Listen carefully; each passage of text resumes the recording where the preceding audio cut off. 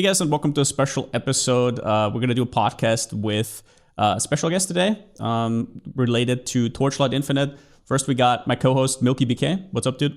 Hey, excited for it. Hell yeah. And then we have the Torchlight Infinite community manager, Andre, with us today, who's going to talk a little bit about the new season and some of the questions the community and us have. What's up, Andre? Happy to be here. Thank you so guys for having me on. Hell yeah.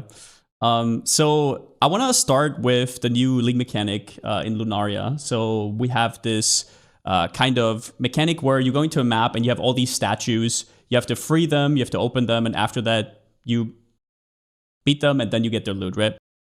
Pretty straightforward. You have a strum where you activate it, you break open all the mobs, and then you fight them. So it's meant as sort of a map-centric mechanic that is seamlessly in your map, so to speak. Now, the only concern I had when I watched the reveal was, is there going to be a lot of button presses? Because it seemed like you have to press the button over and over to kind of free all the mobs.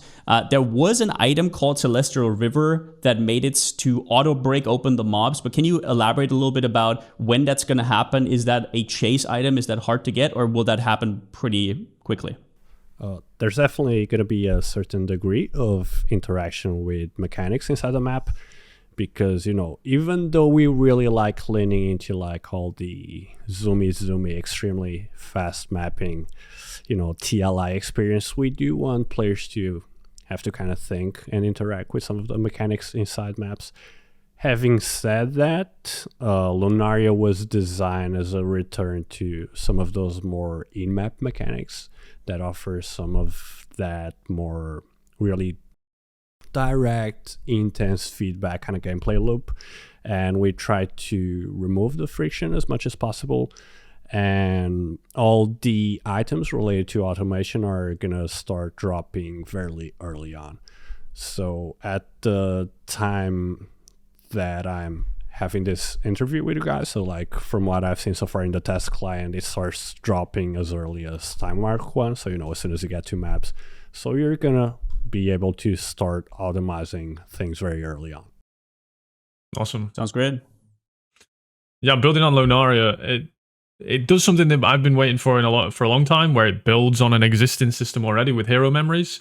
Because one thing is, obviously we've got more and more mechanics coming in. The itemization systems, there's plenty of them. We've got we used to have 20 items that we had to min-max, and that was it. And now we've got 30. We've got gear, slates, hero memories, belt blends, sequences, memories, prisms, activation mediums, canvas sports, Vorax gear. It goes on, right? And this has made it quite confusing for new people. Whilst being a very interesting thing for building, it makes very unique combinations. Do you think we're reaching a critical mass of things in the game? Because, yeah, it's getting quite overwhelming. There are a lot of boxes to check now to make sure your build's up to par. It's definitely been a concern for us. So, for example, in the past, we did have to remove certain mechanics, like we removed candles in the past.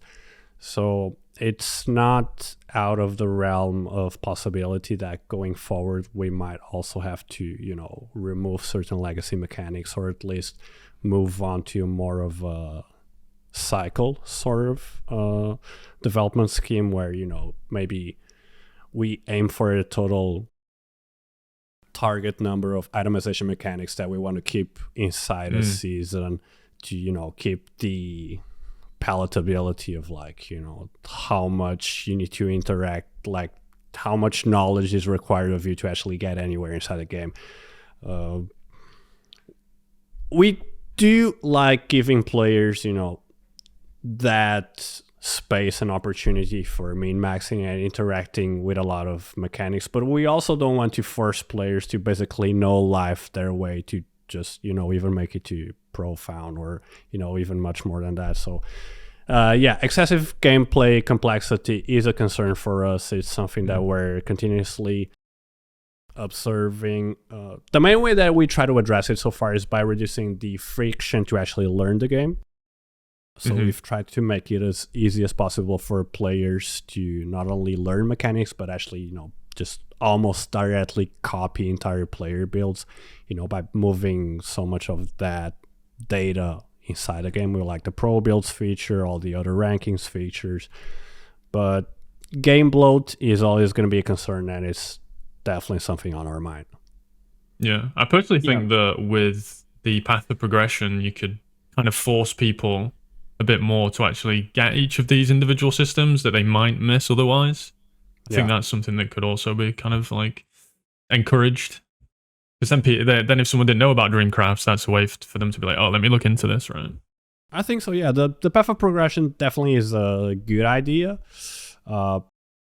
Actual implementation could be made better, in my own personal opinion, because, like you clear half of the path of progression without actually doing anything, without even like really thinking about it. And then for, quite often you're like, being bricked by, kind of unreasonable requests where, some of that energy could maybe be forward towards something that's more instructive and, actually getting players to interact with more of the mechanics. So yeah, I do agree in that sense, and there's more room for improvement in the path of progression. Yeah, it could definitely double up as like a tutorial or guide. That'd be cool. Yeah.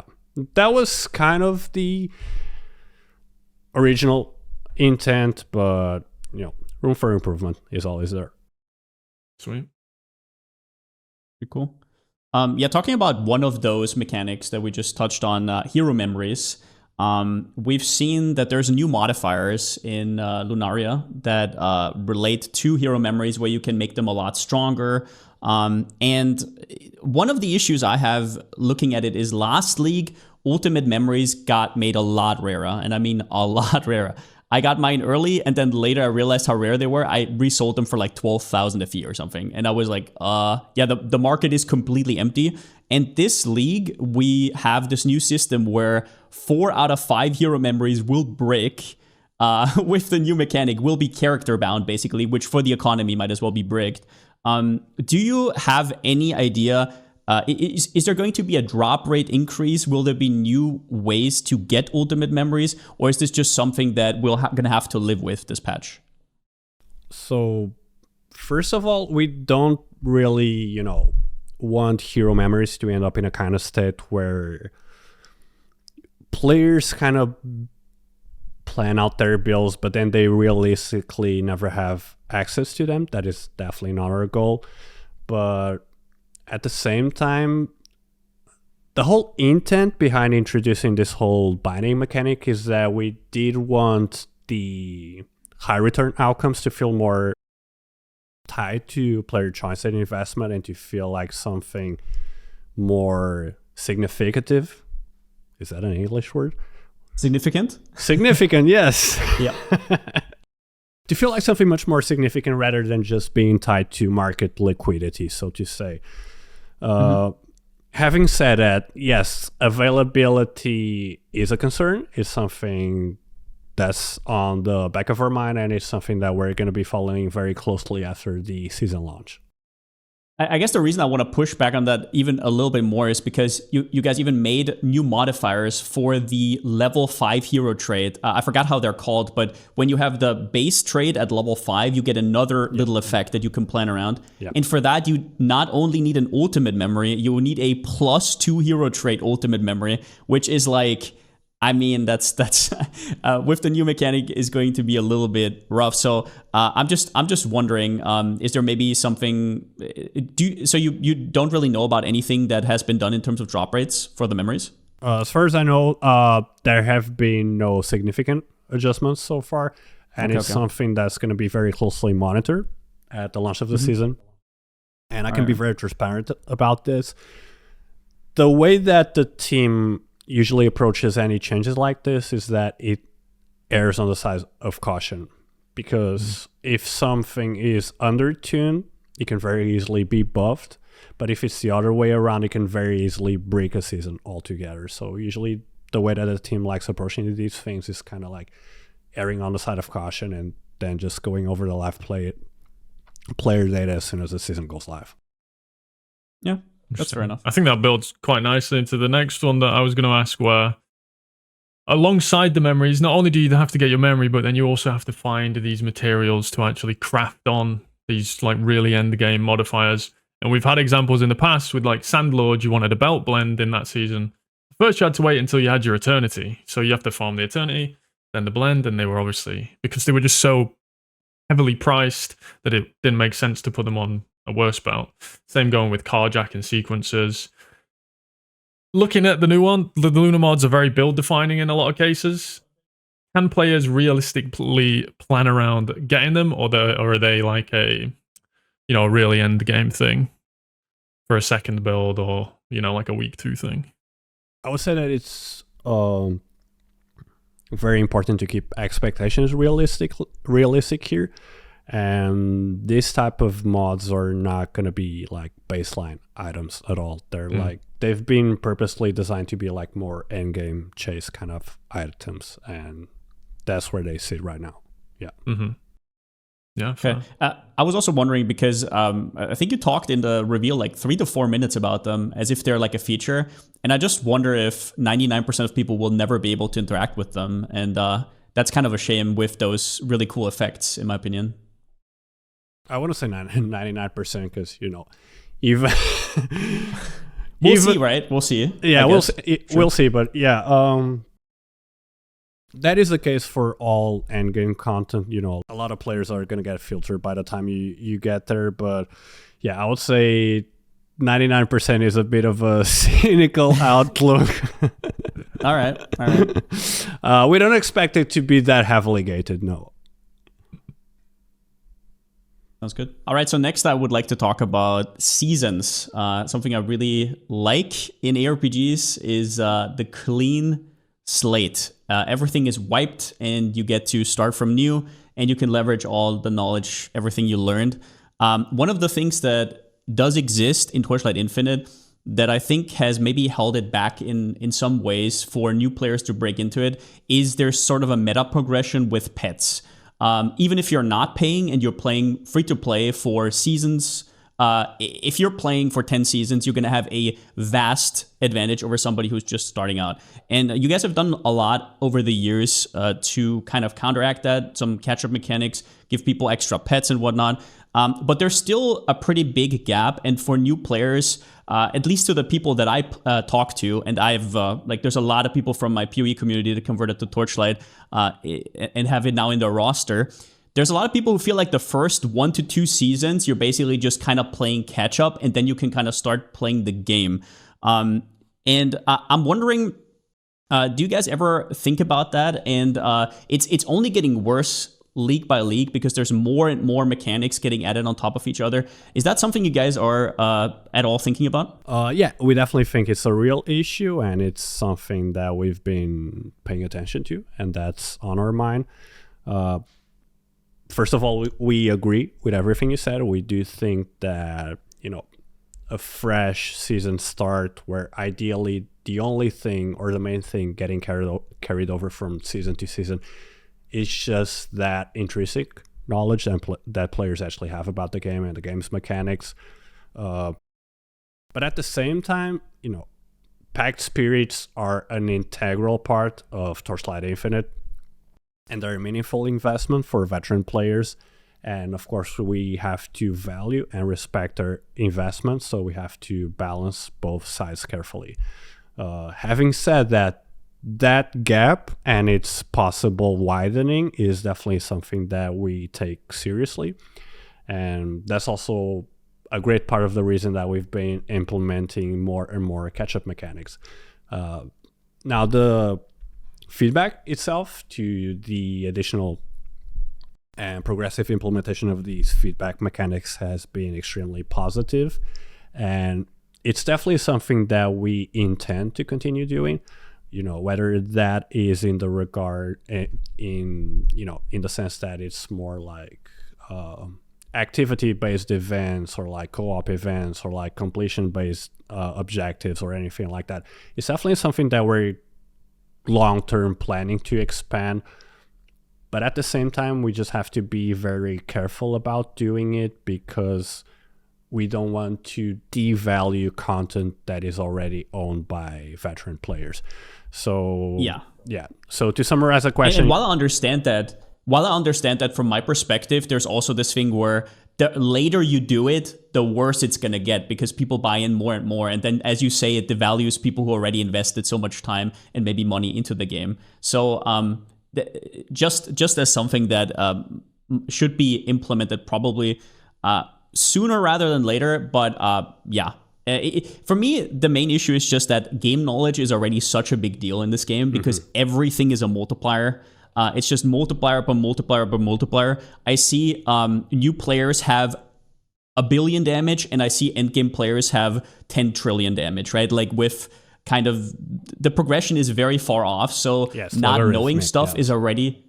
Yeah, so not knowing stuff is already pretty rough. And then having that extra multiplier of pets on top kind of... Yeah, makes it worse. Yeah. It's definitely true. It's definitely a concern on our mind. And it's definitely something that we have internal plans to address.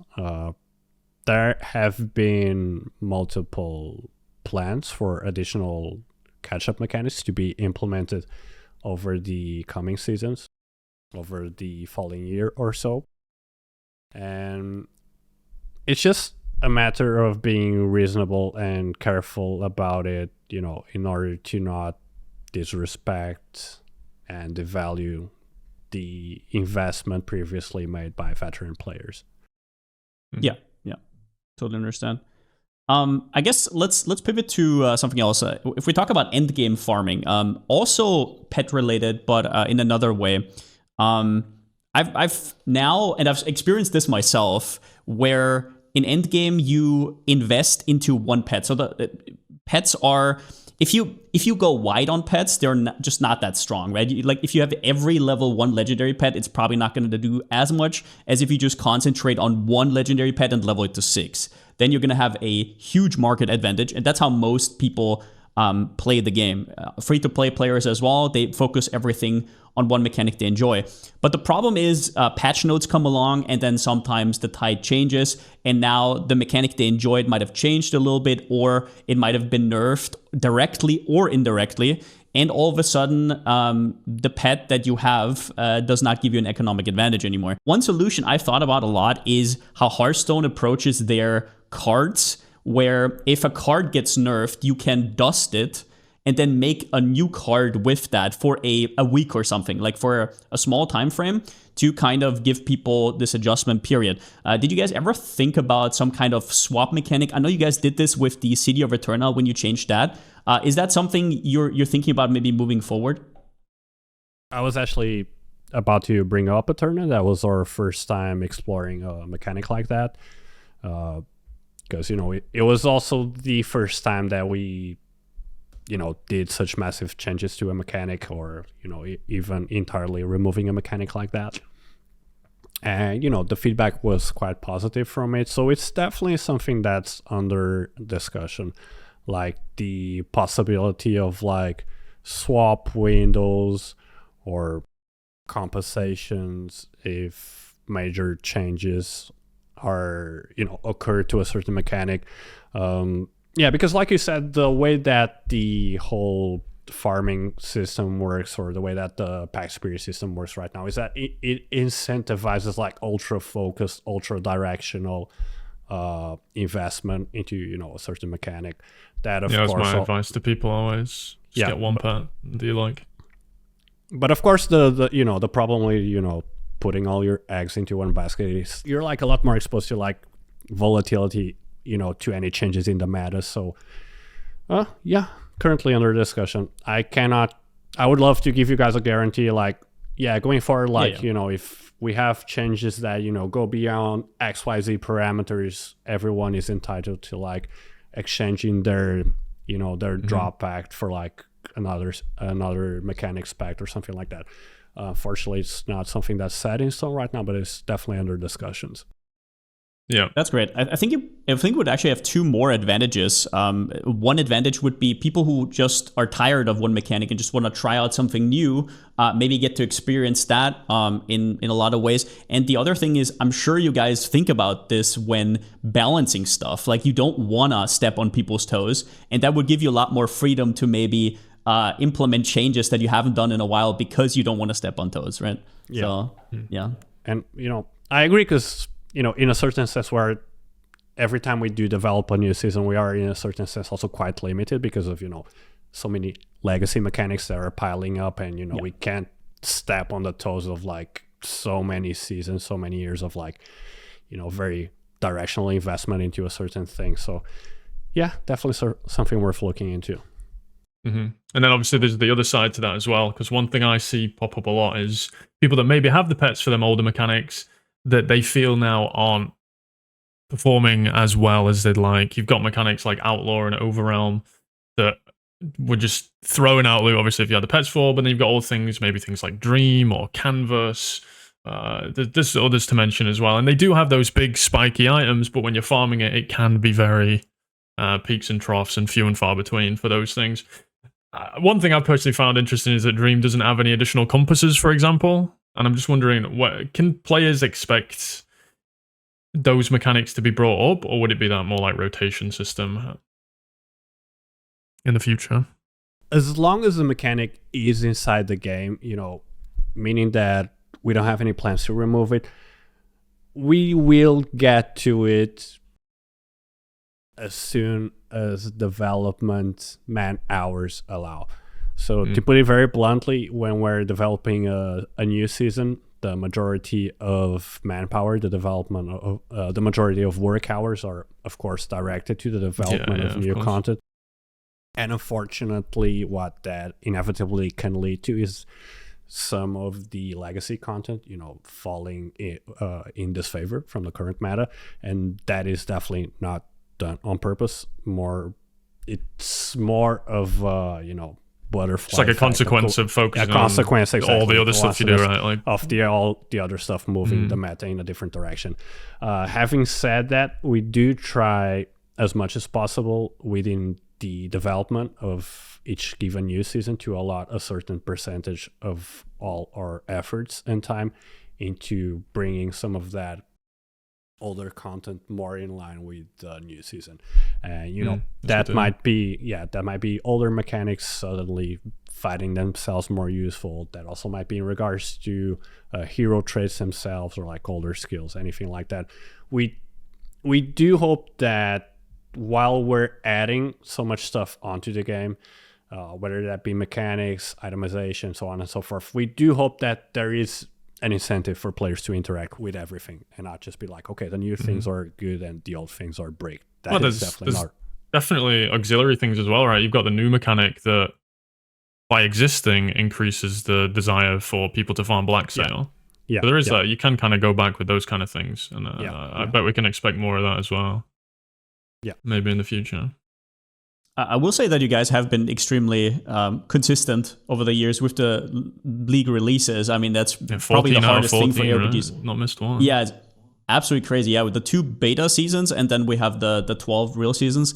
Absolutely insane. I'm not surprised that you guys don't get time to really look up on those. Maybe an interesting idea would be in 4 to 5 leagues, take one league where you like rework older stuff, call it like Legacy, something kind of like PoE sorta did.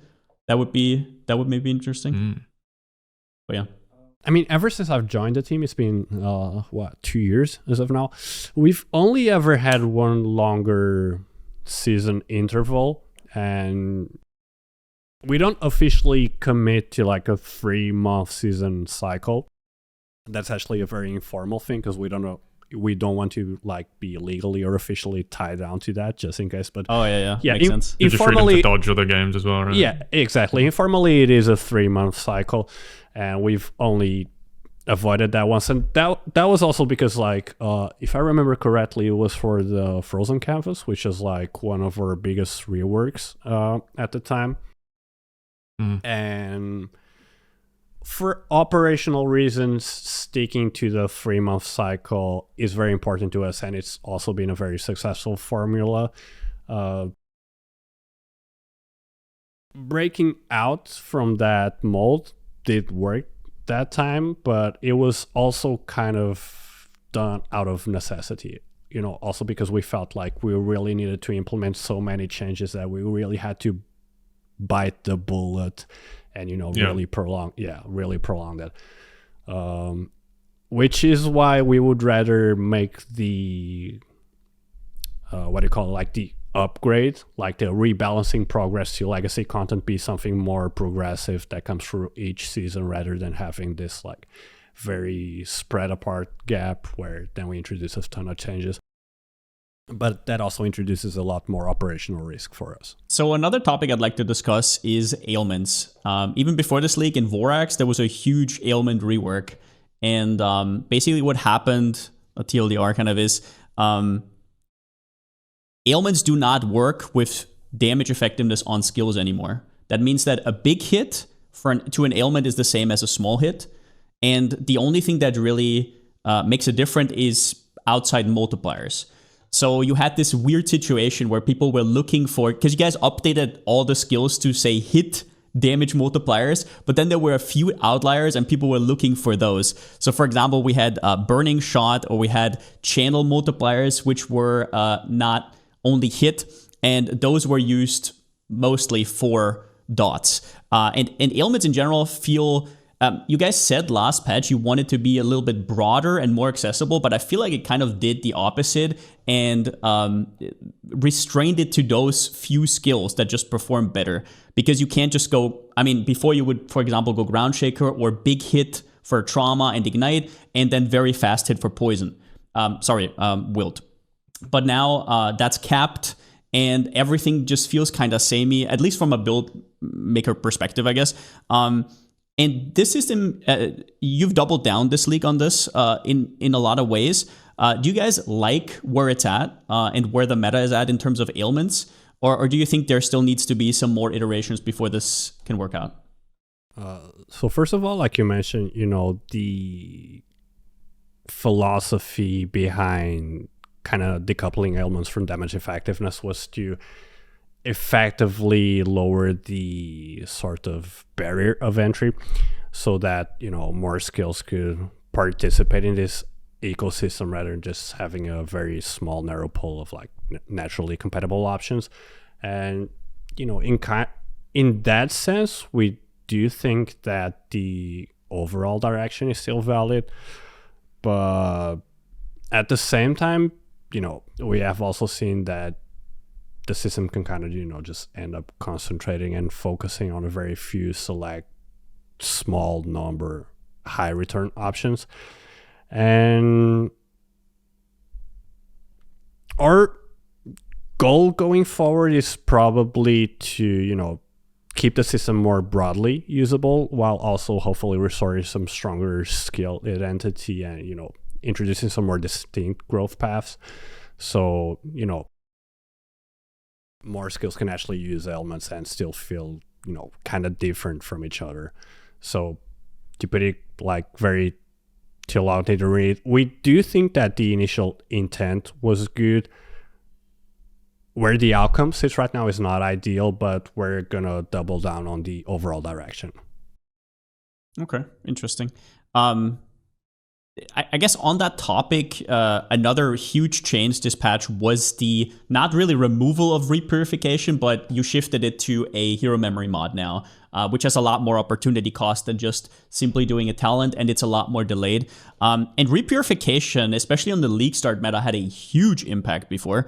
And you had Terra-based builds that were, I don't want to say abusing it, but using it in a clever way, I guess. You had Mind Control, or just ailment builds in general, like Burning Shot and whatnot. And that raw power is now kind of gated behind more endgame items. Do you feel like the introduction of Ill Omen and in general just breaking this reap scaling, I feel like this will break open the dot meta a lot more than maybe some people realize. Was that your intention going in, or did you feel like repurification was maybe a little bit too overwhelming and too strong? What's the future there? Do you think Ill Omen will kind of replace it there? Well, first of all, it's not so much about thinking that, repurification was too strong, but it was more due to the fact that it was almost mandatory for like any build to get up and running. In the last couple of seasons, it was like, just you saw it on pretty much every single build. It was like, okay, you got started, this is what you're gonna do. You're gonna get repurification when you get there. And it like compressed the variety of available, or not available, but like viable builds so much, or not even just viable, but it compressed the span of builds that we were actually seeing actual live gameplay so much that we felt like it was just crushing game diversity, and it was better to, you know, move it away from being like this kind of like baseline thing and, you know, turning into something that's actually more worth flashing out and like actually becomes more identity defining when you move on to a later progression. I remember people actually taking points out their first tree just to get repurification faster. That's it's been a matter for a while. And sorry, what was the part about Ill Omen? Ill Omen, because obviously when you take away the power of repurification, you don't wanna, you wanna add something in its place, and it almost feels like that's Ill Omen. I mean, the talent literally is now an Ill Omen talent that's still called repurification, right? So I guess my question is, do you think that will, because a lot of people are very doubtful on how Ill Omen will compare to what repurification was. So I guess the problem might be that maybe for one league, those archetypes will be screwed in a lot of ways. Was that something you guys, discussed?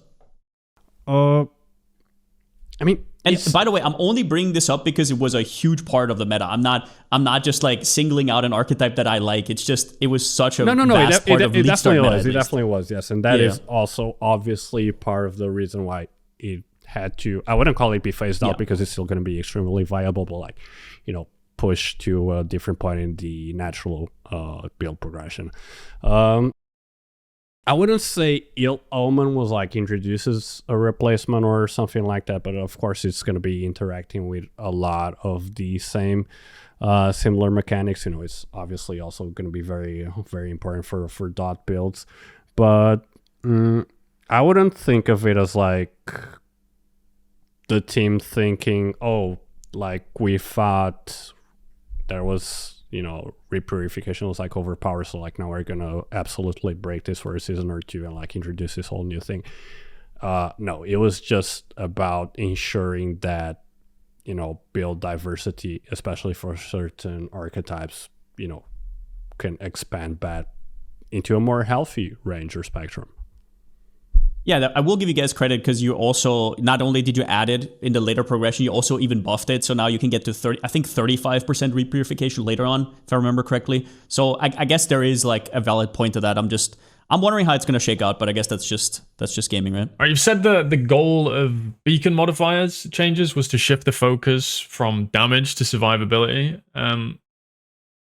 I was quite excited about this, but then it ended up being reserved explicitly for the kind of deep space resonance.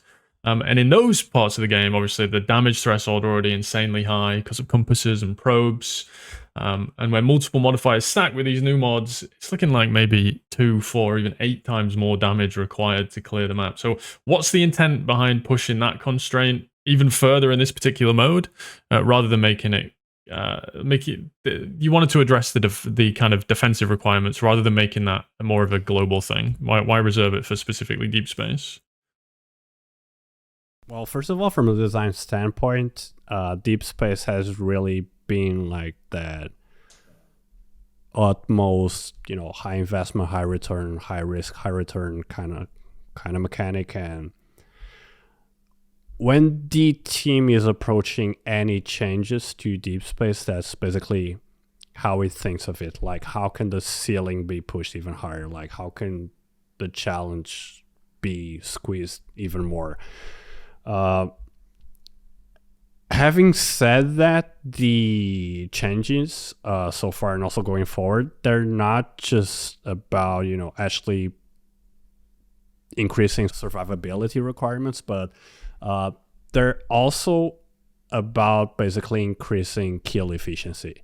So it's not just about like, you know, being as tanky as possible, you know, being able to face tank as you're going for deep space, but also about having a very efficient build. That being said, we do think that there is a limit. And again, if the time to clear or if the time to kill become either disproportionately punishing, or at the same time, if the range of viable archetypes, narrows down way too much, which honestly is always one of our biggest concerns approaching any mechanic or any season, then it might call for some further tuning and adjustments. Yeah, I mean, specifically with like probes and compasses and these new things, I think we will. I personally think we will see that where it is quite limiting on what builds can do it, at least initially, because obviously we're getting some power from the memories, but we also lost a lot of power from the Vorax.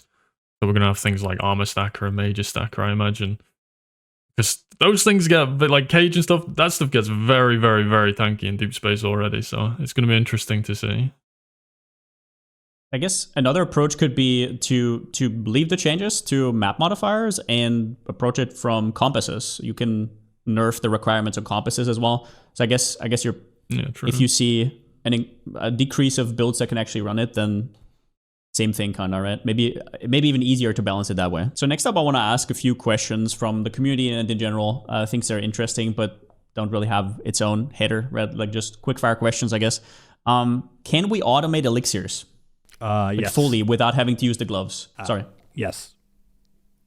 Basically, you can trigger them automatically through activation mediums. Yes. Nice. Perfect. How rare are those drop-only elixirs? Can, for example, people who start with Sage plan around them, or are they chase items? They're definitely gonna be more of. I wouldn't call them like pure chase items, but they're definitely gonna be like part of your like mid to late progression plans, and basically not just a baseline component that you can reliably get at the season start. Yeah. Mm-hmm.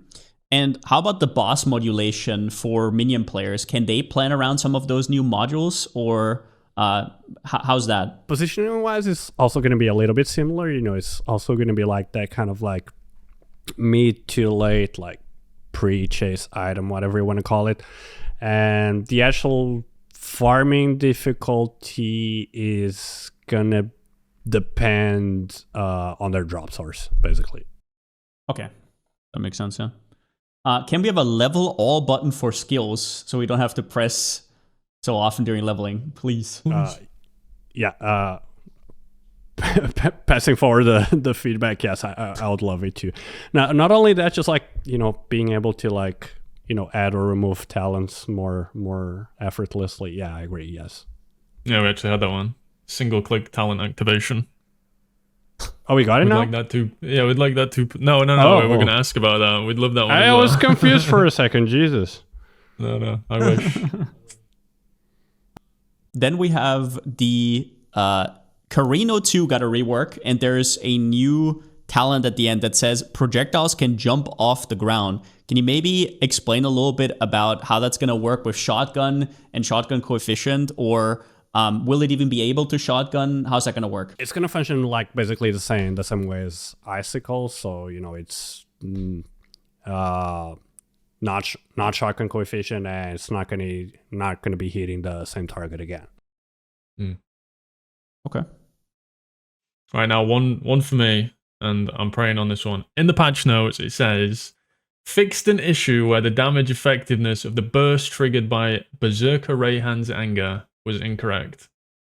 What does that mean?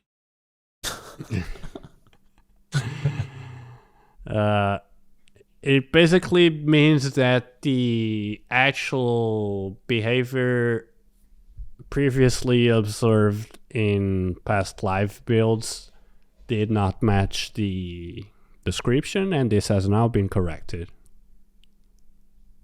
And could you go on? Go on. Keep going. Yeah.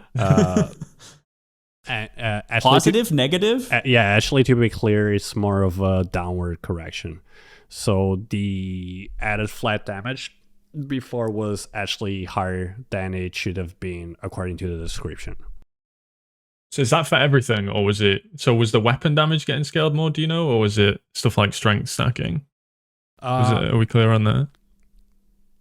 I'll clarify later. I'm not 100% sure, but I believe it does not affect the coefficient for the flat damage gain from weapons. I knew it, bro. Dude, it's been 2 years. I knew it. I'm vindicated. All right. Can we get autocraft on hero memories to select a modifier and just let it go? I believe it is being worked on, but it will likely, most likely not be ready for Lunaria. So the earliest possible ETA would be the season after Lunaria. Okay.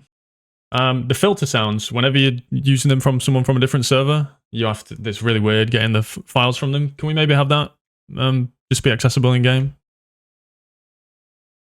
We want to address it as much as possible. This is a more complicated issue than it sounds, because it sounds like, like a very technical issue. And it's that is on purpose, right? It's probably just a limitation of the way it's the system or something. It's more due to the limitations of the China server. Let's just put it like that. Right. Yes, because the China server is subject to a lot more content restrictions that we are not to. And the team is not concerned about about filters, flowing from the China server abroad, but it's more concerned about the type of filter sounds, that would be flowing from the other servers into China, and whether any of the content would be sensitive or not, and not adhering to existing compliance and regulation. And that is the main hurdle behind unifying stuff like that. Okay. That's also the reason why we have stuff like streamer mode right now, where certain mechanics get certain models covered up. Exactly. The Arcana incident. Yeah, exactly. Yeah. Okay, this one has been bothering me for maybe 14 seasons now. Can we please get a button to end the God of War encounter at the end of the map? It's been it's kind of been considered as part of that modernization of older mechanics, and something very worth implementing. I kind of have to go off of script here. This can be in, but let's try to not make it sound mean or condescending. Go ahead. Go ahead. Hit us with it. There is an issue which is prevalent across the vast majority of Chinese developed games, and obviously Torchlight Infinite is a consequence, which is that for cultural reasons, the majority of Chinese people in our age bracket did not grow up playing console and PC games. Their first widespread exposure to gaming was via smartphones. Right. And smartphone gaming. So the first way that they tend to approach control schemes, graphic design, to a very great extent stems from that. So a great difficulty that Torchlight has been struggling with so far, but that we're slowly, step by step, surmounting, or at least trying to, is very gradually abandon that, mobile first kind of design language, design interface, and moving towards something that's more in line with what the industry standard is, what what a normal PC RPG is. And every time you ask a question why do I have to click on so much stuff? Why are there so many red buttons and red warnings? Why is this UI so big? Why is it not displaying enough information? It all stems from that common issue, which is at its core a vast cultural difference between these two sides of the world that grew up with a very different gaming culture. But it's also something that the team and the lead designer themselves are very aware of, and it's a core part of our upcoming development pipeline for the coming year or two. Just really move away from this language and hopefully towards something that's more industry standard. Yeah, it's good to hear. Because as needy as we are asking for all these things, of course, there has been a lot of progress made in these things already. So, yeah. I just brought that up because, a lot of these things, they seem like separate issues. Like, like why can't we level this up, just with one click, or like why can't we just like, add talents with one click, or like why cannot I just, activate or close this mechanic like this? It all stems from like the same core issue, which is like a very different design language at its core. It's like an underlying philosophy that you had in the beginning, right? That's Exactly. Yeah, changing a bit now. Yeah. I do think we're getting there though, like step by step. Yeah, for sure. Nice. Final question on the quickfire. Are we going to get a TorchCon potentially in EU or NA? So I don't know if you guys saw it, but we actually held our first non-China TorchCon this year. Korea, right? Yeah, Korea. Earlier this year. And I can also be very clear that the West, or global, whatever you want to call it, is an extremely important market for Torchlight as of now. So it's definitely something that we hope to do, and it's definitely something under discussion right now. The main reason we haven't done it already, because from a market standpoint, we are at that point, where if we can do it for Korea, we can also do it for the West. Mm-hmm. The main reason is like operational complexity. So the West is not as concentrated as Korea is, so it's operationally more difficult to decide like, hey, should we do this in London or Frankfurt or California or Australia or whatever it is. So yeah, securing something that makes sense from a logistics standpoint is going to be the first difficulty to tackle and address. And then maybe we can, test a small scale event. I'm not sure if it will be necessarily called TorchCon in its first form. Like maybe we'll test the waters with something smaller. Until then, we can progress to a full-on, blown out TorchCon in wherever that may be. But yeah, definitely in the plans. Yeah. Awesome.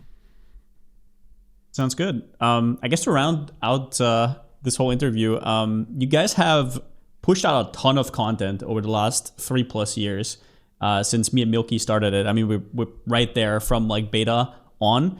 And I gotta say, like, the game has grown a lot and improved massively. But if you think about like the next 10 seasons or so, you guys seem very future oriented already. Where do you see the game in, let's say, 10, 12 seasons from now? Well, first of all, we do have this long-term content development pipeline, which stems from the concept that now, in this period in time, April 2026, we have an idealized version of what we believe Torchlight Infinite should be. So we have these goalposts that we hope to achieve like 6 seasons, 8 seasons, 10 seasons from now. But like philosophically speaking, or from a game development standpoint, the point is not to achieve those goalposts, but more to just double down on the Torchlight identity. So what that means for us right now is that we're really doubling down on what makes Torchlight so different from our competitors. So, that might be all the flashy zoom mechanics, that might be reducing friction as much as possible, that might be feet, whatever that might be. It's just, something that we really intend to like continue to double down on, to like address player needs as much as possible. What's that going to look like in 1 year? That's not something that we can safely assess right now, because in 1 year from now, the whole gaming landscape, the ARPG landscape, are going to obviously look extremely different from what they do right now. So do we have this mid to long-term development plan? Yes, we do. Do we think that's going to be the final state of Torchlight Infinite? Like, do we think there's ever going to be like an official like Torchlight Infinite final build, no, definitely not. We're always going to be, trying to do what's been working for us so far, which is really address those pain points that aren't met by some of our competitors, and like really doubling out on what makes our voice and identity a little bit more unique in like this ultra competitive space. Mm-hmm. I think as long as you guys like, we've seen this with ARPGs that come and go all the time. It's all about just being consistent. Yeah, like, the cadence is everything, and you guys hit that every time. Yeah, absolutely. Like the mini games are really fun. The consistency has been there, so yeah, I'm happy to hear that answer. Yeah. But yeah, I think that's great closing words. Thank you so much, Andre, for being here, making some time for us. Thank you so much. Thank you so much for having me on. This was fun. Hope we can do more of these going forward. Absolutely. Yeah, let's do that. I know it's very stressful for you guys right now, but I hope it's going to be a great league start. And I hope there's no bugs with Chromatic Shot. That's all I'm saying. Otherwise, there might be an angry DM, but it's fine. All right. Either way, though, also thank you to my co-host, Milky. And yeah, see you guys on release. Thank you. Bye. Thank you so much. Bye. See you soon.